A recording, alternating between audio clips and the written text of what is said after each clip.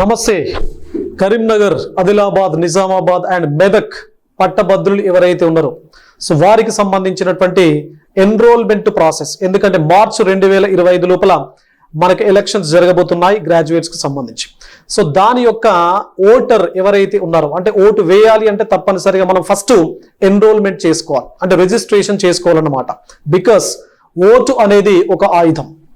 మరి ప్రజాస్వామ్యాన్ని పరిరక్షించడం లోపల దాని యొక్క పాత్ర అనేది మనం వెలకట్టలేం. కాబట్టి ప్రతి గ్రాడ్యుయేట్స్, ఉద్యోగులు కానీ నిరుద్యోగులు కానీ, సో మీరు తప్పనిసరిగా ఈ రోజు నుండి మనకి ఎన్రోల్మెంట్ ప్రాసెస్ స్టార్ట్ అయింది. మరి ఎవరు అర్హులు, అసలు ఎలాంటి డాక్యుమెంట్స్ కావాలి, దాని యొక్క ఎన్రోల్మెంట్ ప్రాసెస్ అంటే అప్లికేషన్ లోపల ఎలాంటి ఫార్మాలిటీస్ ఉన్నాయి, దాని ఫార్మాట్ ఎట్లా ఉన్నది అనేది మనం ఈ వీడియో లోపల చూద్దాం.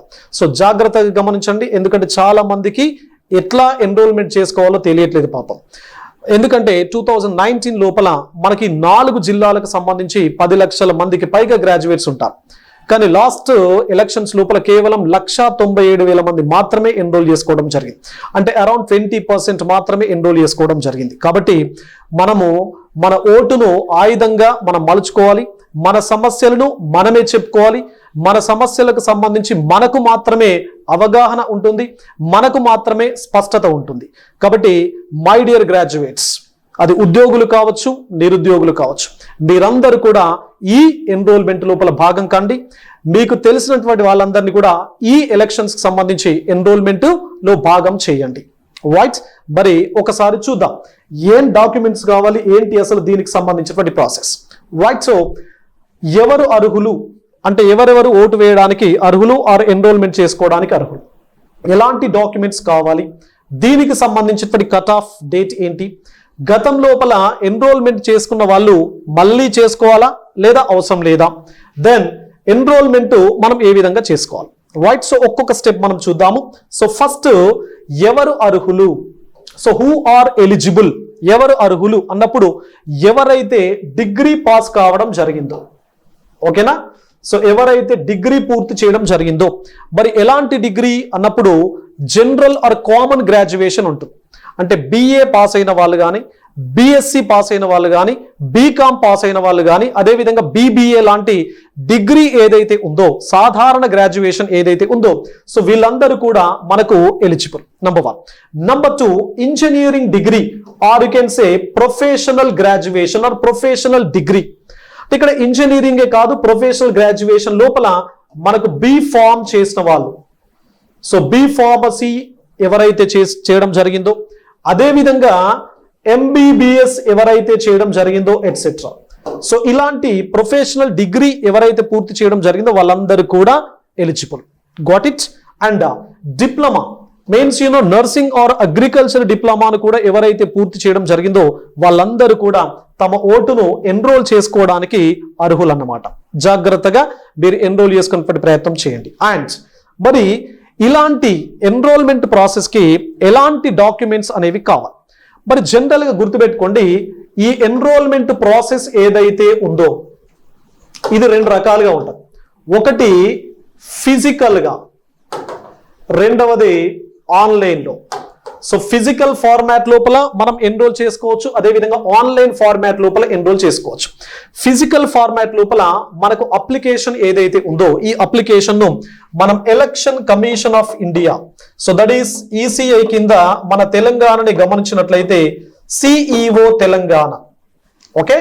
సో సిఈఓ తెలంగాణ వెబ్సైట్ ని కనుక మీరు గూగుల్ లోపల ఓపెన్ చేసినట్లయితే మనకు 2024-25 కి సంబంధించినటువంటి గ్రాడ్యుయేట్స్ అండ్ టీచర్ ఎమ్మెల్సీకి సంబంధించినటువంటి ఎలక్షన్ మీకు ఒక పోర్టల్ కనబడుతుంటుంది.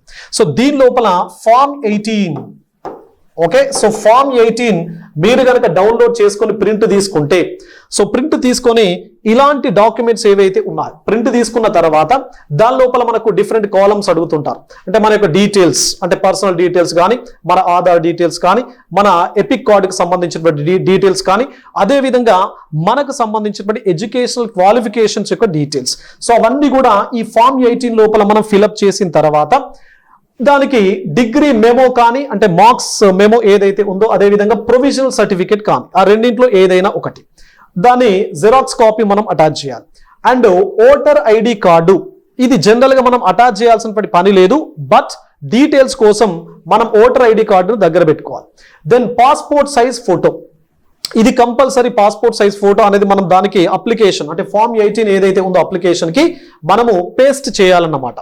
మరి పేస్ట్ చేసిన తర్వాత జనరల్ గా మన ఫోటో ఏదైతే ఉందో అట్లా స్ట్రైట్ గా, అంటే ఇటు చూడడము, అటు చూడడము, పైకి చూడడము, ఇలా ఉండడము అని కాకుండా సో సాధారణంగా స్ట్రైట్ యాంగిల్ ఏదైతే ఉందో ఆ యాంగిల్ లోపల బ్యాక్గ్రౌండ్ వైట్ కలర్ లోపల ఉన్నటువంటి బ్యాక్గ్రౌండ్ ఏదైతే ఉందో సో దాన్ని మాత్రమే క్లియర్ కట్ గా election commission of India website లోపల ఈ ఫామ్ 18 లోపల అడగడం జరిగింది. కాబట్టి colour background colour different colours లో ఉండకుండా అండ్ అటు ఇటు చూడకుండా స్ట్రైట్ యాంగిల్ లోపల ఏదైతే ఫోటోగ్రాఫ్ ఉంటుందో అది మీరు పేస్ట్ చేసే ప్రయత్నం చేయండి. దెన్ ఆధార్ కార్డు జిరాక్స్ ఏదైతే ఉందో అటాచ్ చేయాలి. దెన్ ఫోన్ నంబర్ మనం అందులో అంటే ఫామ్ 18 లోపల ఫోన్ నంబర్ను మనం ఎంటర్ చేయాలి. దెన్ ఈమెయిల్ ఐడిని కూడా ఎంటర్ చేయాలి. ఇవి రెండు ఎంటర్ చేసేవన్నమాట. ఇవి రెండు ఎంటర్ చేసేవి. ఇది జనరల్ గా మనకు డీటెయిల్డ్ ఇన్ఫర్మేషన్ కోసం మనకు ఉపయోగపడుతుంది. బట్ ఈ ఫామ్ 18 ఏదైతే మనం ఫిల్ చేస్తామో, మన డీటెయిల్స్ కంప్లీట్ గా ఫిల్ చేస్తామో, ఫిల్ చేసిన తర్వాత ఆ ఫామ్ 18 పైన మనం పాస్పోర్ట్ సైజ్ ఫోటోగ్రాఫ్ ను అతికించి ఈ రెండింటిని ఏది డిగ్రీ మెమో లేదా provisional certificates and Aadhaar card ఈ రెండు జిరాక్స్ ను మనము కంప్లీట్ గా ఆ ఫామ్ 18 లేదా అప్లికేషన్ కు అటాచ్ చేసి తహసీల్దార్ ఆఫీస్ లోపల మనం ఇవ్వాలి.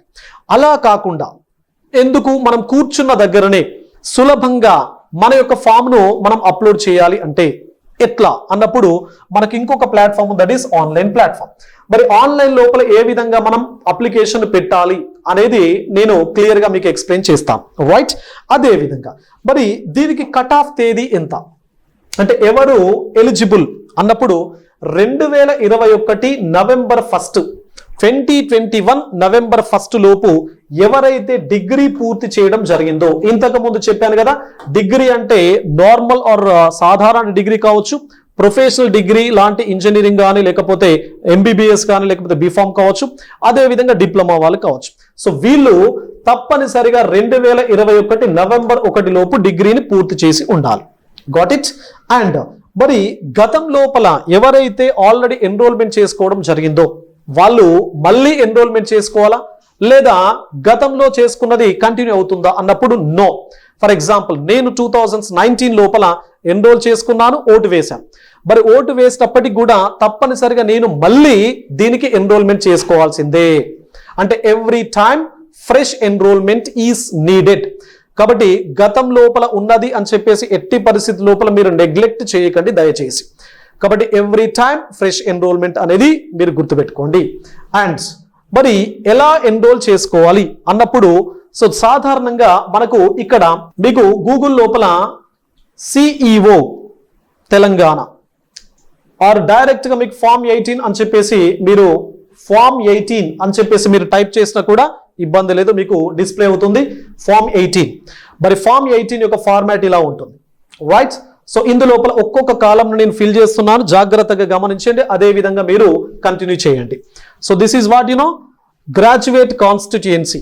మనకు గ్రాడ్యుయేట్ కాన్స్టిట్యుయెన్సీ ఈ రాష్ట్రం లోపల ప్రస్తుతం జరుగుతున్నది మనదే కరీంనగర్, మెదక్, నిజామాబాద్ అండ్ ఆదిలాబాద్ కు సంబంధించి. కాబట్టి ఇక్కడ మీరు అదే మీకు డిస్ప్లే అవుతుంది, ప్రాబ్లం లేదు.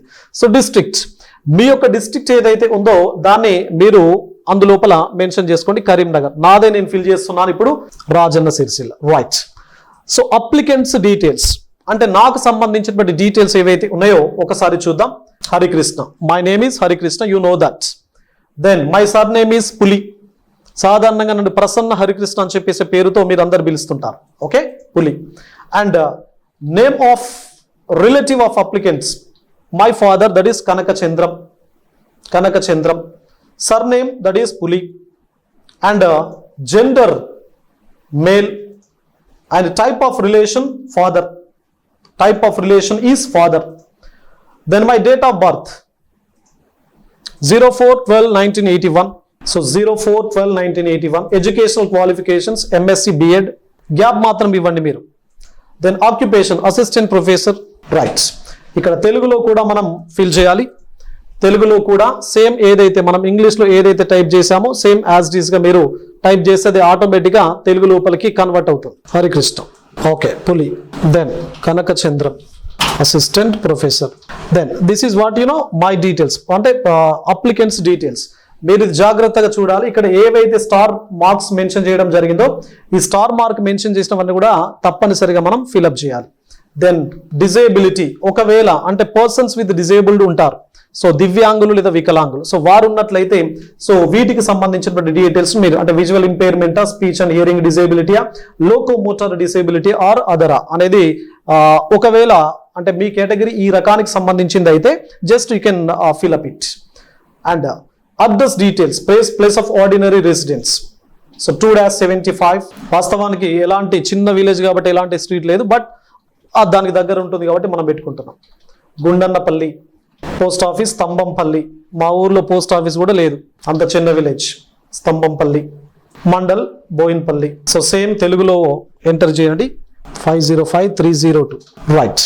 So details of assembly constituency and EPIC if the applicant's name is included.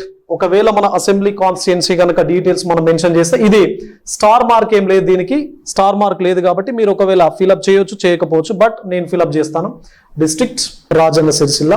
Assembly constituency ఇది కొత్తది కాబట్టి చూపెట్టదు, అప్పుడు మనం పాత జిల్లా తీసుకుందాం Karimnagar. Right. Assembly constituency 27. Okay, ఎందుకంటే చెప్పదండి నియోజకవర్గానికి సంబంధించిన వ్యక్తిని కాబట్టి 27. Epic number, so polling station number మీకు ఉంటుంది. ఇవన్నీ డీటెయిల్స్ ఒకవేళ మీకు పోలింగ్ స్టేషన్ నంబర్ కానీ లేకపోతే serial number in polling station, మీ ఓటర్లో మీ పోలింగ్ స్టేషన్ లోపల మీకు ఒక నంబర్ ఉంటుంది, సీరియల్ నంబర్. ఒకవేళ ఈ డీటెయిల్స్ మీకు కనుక దొరకకపోతే ఇబ్బంది పడాల్సిన పని లేదు. మన ఊరు లోపల జీపీ ఎవరైతే అంగన్వాడీ టీచర్స్ కానీ లేకపోతే జీపీ లోపల ఉంటుంది, అయినా కూడా వాళ్ళను ఇబ్బంది పెట్టడమో లేదా మీరు ఇబ్బంది పడడమో ఇబ్బంది అయితే అవసరం లేదు. ఓకేనా? ఎందుకంటే ఇక్కడ స్టార్ మార్క్ ఉన్నది కాదు కాబట్టి మీరు దీన్ని వదిలిపెట్టినా కూడా ఇబ్బంది ఏం లేదు. Right. Aadhaar number details enter చేయి. ఒకవేళ మనకు ఆధార్ లేకపోతే that is different. Okay. So graduates, మనం డిప్లొమా అయితే డిప్లొమా చేయండి, గ్రాడ్యుయేట్ అయితే గ్రాడ్యుయేట్. ఐఎమ్ ఏ గ్రాడ్యుయేట్ కాబట్టి graduate, and I'm a graduate of Kakatiya university. Okay. So university name in Telugu Kakatiya విశ్వవిద్యాలయం. Right. So university having passed the degree or diploma examination. A year మీరు ఎప్పుడు pass అయ్యారో మీ certificate పైన ఉంటుంది date, అది చూడండి. నాది 2002 కాబట్టి 2002 July 14th. Okay. I'm in possession of a diploma or certificate in university in India having passed the examination for the diploma or certificate in the year. ఒకవేళ మీరు గనక డిప్లొమాకు సంబంధించినటువంటి క్వాలిఫికేషన్ మీకు ఉంటే సో దానికి సంబంధించినటువంటి డీటెయిల్స్ మీరు ఇక్కడ ఎంటర్ చేయండి. అంటే ఎక్కడ డిప్లొమా చేశారు అండ్ ఎప్పుడు పాస్ అయ్యారు అనే దానికి సంబంధించి. Then move on. Upload supporting documents. So your photograph, మీ ఫోటోగ్రాఫ్ ఉండాలి, అప్లోడ్ చేయాలి. బట్ ఇక్కడ చూడండి, image size should be below 100 KB. అంటే 100 KB లోపే ఇమేజ్, మీ ఫోటో యొక్క ఇమేజ్ ను మీరు అప్లోడ్ చేయాలి. ఇక్కడ ఒకవేళ మీకు ఎక్కువగా మీకు ఏమంటారు HD ఫార్మాట్ లోపల కనుక ఉంటే మీరు వాట్సాప్ లో ఒక 2-3 షేర్ చేయండి. ఒక 2-3 షేర్ చేస్తే దాని కంప్లీట్ గా KB అంటే అది కంప్రెస్ అవుతుంది. అండ్ మై సర్టిఫికేట్స్, ఇక్కడ degree pass certificate 200 KB. So 200 KB వరకు మనము అప్లోడ్ చేయొచ్చు. This is my certificate. Okay. And ఇక్కడ చూడండి, my name has not been included in the electoral roll for this or any other graduate constituency. ఇక్కడ నాది already నేను గతం లోపల ఓటర్గా నమోదు చేసుకున్నాను కాబట్టి కరీంనగర్ గ్రాడ్యుయేట్ ఎమ్మెల్సీ కాన్స్టిట్యుయెన్సీకి సంబంధించి 2019 లోపల, కాబట్టి ఇది మనకు అవసరం లేదు. ఇక్కడ చూడండి, my name has been included in the electoral roll for the constituency. అంటే ఆల్రెడీ నేను 2019లో ఎన్రోల్ చేసుకున్నాను కాబట్టి ఎవరైతే కొత్తగా అంటే ఇప్పటి వరకు ఎన్రోల్మెంట్ చేసుకోలేదు దాన్ని ఇక్కడ క్లిక్ చేయండి. గతం లోపల ఎన్రోల్మెంట్ ఎవరైతే చేసుకున్నారో వాళ్ళు ఈ డీటెయిల్స్ ఇవ్వండి. సెలెక్ట్. ఇది మెదక్, నిజామాబాద్, ఆదిలాబాద్, కరీంనగర్. ఓకే. డిస్ట్రిక్ట్ రాజన్న సిరిసిల్ల జిల్లా name. Okay. Right. So under the given address below and I request that it to be detected from that roll. మీకు సంబంధించిన రోల్ నుంచి అది డిటెక్ట్ కావడం జరుగుతూ ఉంటుంది కాబట్టి no problem. Then mobile number. So mobile number ఇది కూడా స్టార్ మార్క్ లేదు కాబట్టి ఇబ్బంది పడాల్సిన పని లేదు. So my email ID. Right. So ఇక్కడ మీకు స్టార్ మార్క్ లేదు కాబట్టి ఇబ్బంది పడాల్సిన పని లేదండి. రైట్. ఎక్కడైతే స్టార్ మార్క్ మెన్షన్ చేయడం జరిగిందో that column should be fulfilled. And I declare that I'm a citizen of India and that all the particulars given above are true to the best of my knowledge and belief. Right. Enter. ఇక్కడ ఏదైతే మీకు ఒక number కానీ లేకపోతే ఏదైనా code ఇవ్వబడుతుంది, English కానీ లేకపోతే ఏదైనా డిజిట్స్ ఇస్తారు, దాన్ని మీరు ఎంటర్ చేయండి. సో ఎంటర్ చేసిన తర్వాత 1 సెకండ్ ఒకసారి మళ్ళీ చూసుకోండి. సో ఇక్కడ Medak, Nizamabad, Adilabad district, Rajanna Sirisilla. So name of the applicants Harikrishna, then my surname is Puli, Kanaka Chandram my father, and surname Puli, male, relation father. So 1981 MSc B.Ed assistant professor, MSc B.Ed assistant professor. Then disability no.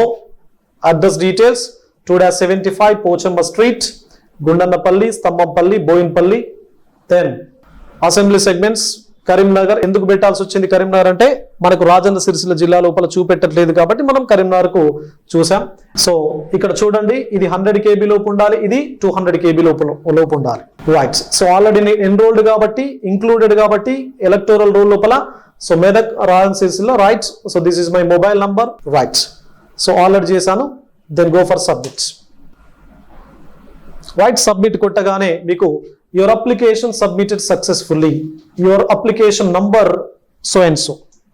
So this is what my enrollment. Okay, I am enrolled. నేను enrol చేసుకున్నాను. తప్పనిసరిగా మీరు కూడా enrol చేసుకోండి, ఎందుకంటే భవిష్యత్తు లోపల so నేను కూడా I'm going to contest for graduate MLC elections. I'm going to resign my job. నేను నా జాబ్ను కూడా నేను ఫనంగా పెట్టబోతున్నాను, రిజిగ్నేషన్ ఇవ్వబోతున్నాను. కాబట్టి నిరుద్యోగ మిత్రులు, ఉద్యోగ మిత్రులు అందరూ కూడా so support me, cooperate me and bless me. Thank you one and all.